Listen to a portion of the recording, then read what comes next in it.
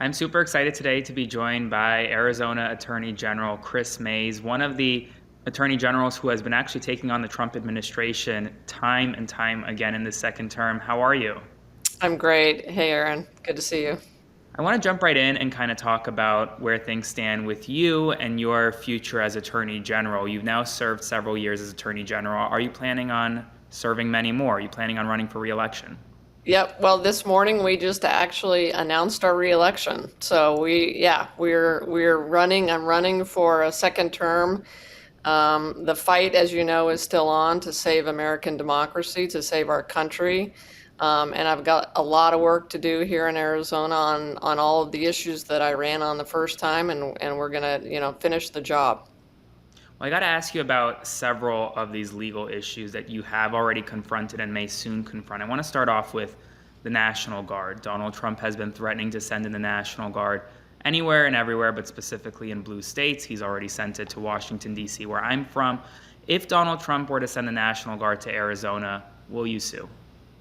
Yeah, we'll fight it. We'll fight it in any way that we can, that I can. Obviously, the governor would be involved in that decision. But I want to be very clear here with you that I don't accept National Guard deployment to cities like Phoenix and Tucson. We don't have an emergency here.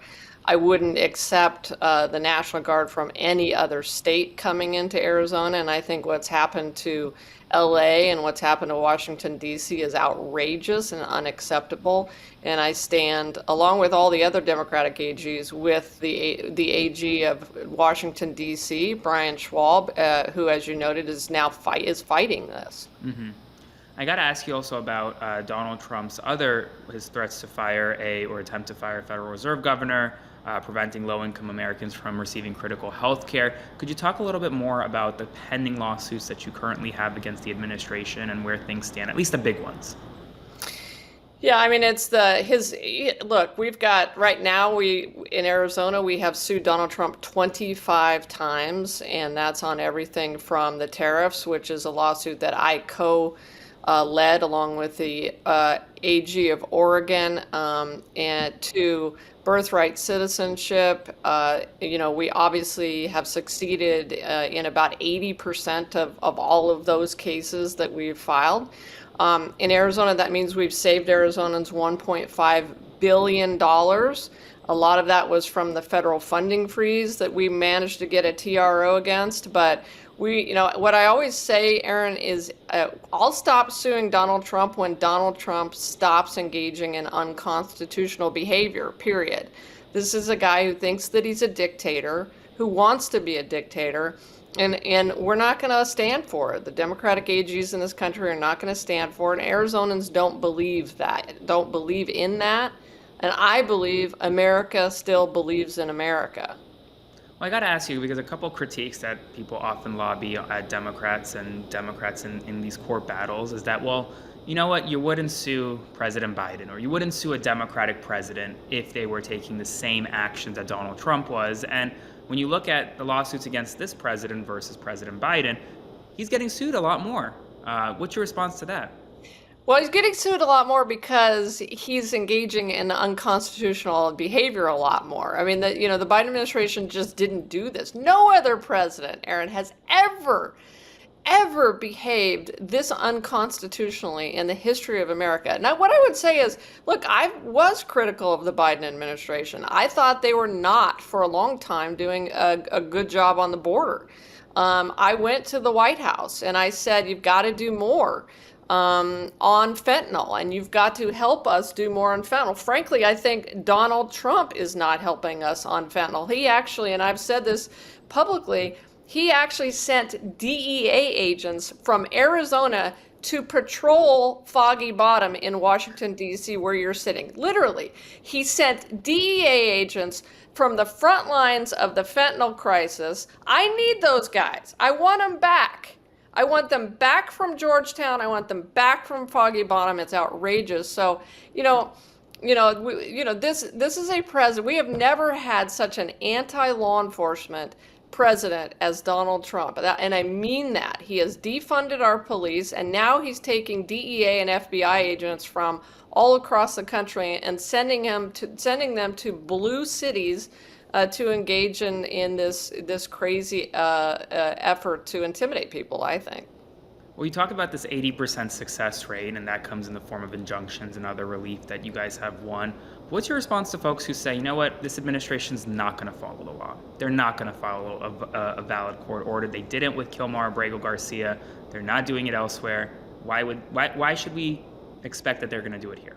So here's the thing. What we are finding is that oftentimes when the Trump administration gets a negative decision from the federal courts, and they're getting a lot of pushback from us and the federal courts, and we're getting these TROs and preliminary injunctions, and like I said, 80% of the cases.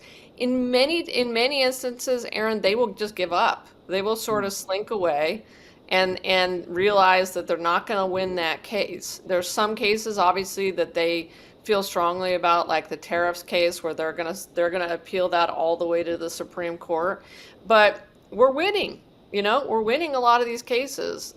There's some things like the stuff that the awful stuff they did in the big I call it bullshit bill, but that we couldn't do anything about, that will harm Arizonans and Americans terribly. But wherever we have been able to take these guys on in court, we've been winning. Now, I got to ask you about something else that's happening in Arizona during your tenure, and that's the false electors indictment that you pursued, the investigation that is really still in a lot of ways ongoing. Can you give folks an update about where things stand there? Because it's really not been in the news lately at all.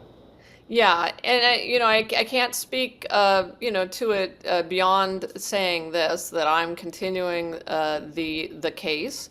I'm not going to give up on it, and the defendants have brought several appeals in that case, so there are various issues that you might not want me to get into that are in the weeds, that are up on appeal. What I will say about this is, a grand jury in Arizona indicted 18 people on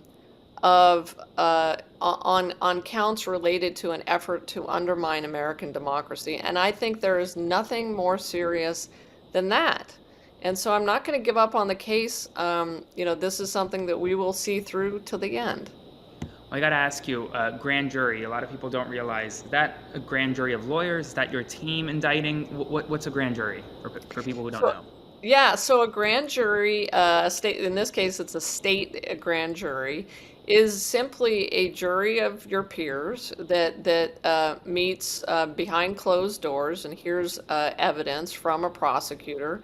And then makes a decision about whether charges should be filed or charges should be made, an indictment essentially made. And in this case, they did that. And then that case goes to trial, or maybe it settles. Sometimes these cases settle. But it is, that's what it is. Well, Attorney General Mayes, thanks so much for hopping on today. And I'm excited to see your re-elect campaign. And I know a lot of folks are excited as well. So thanks so much. Thanks, Aaron. I appreciate it. Hey, folks. Aaron Parnas here. Thank you so much for watching The Parnas Perspective. Please consider subscribing to support our work as we grow this independent news media entity into something that rivals mainstream every single day. Thanks so much, and I'll see you soon.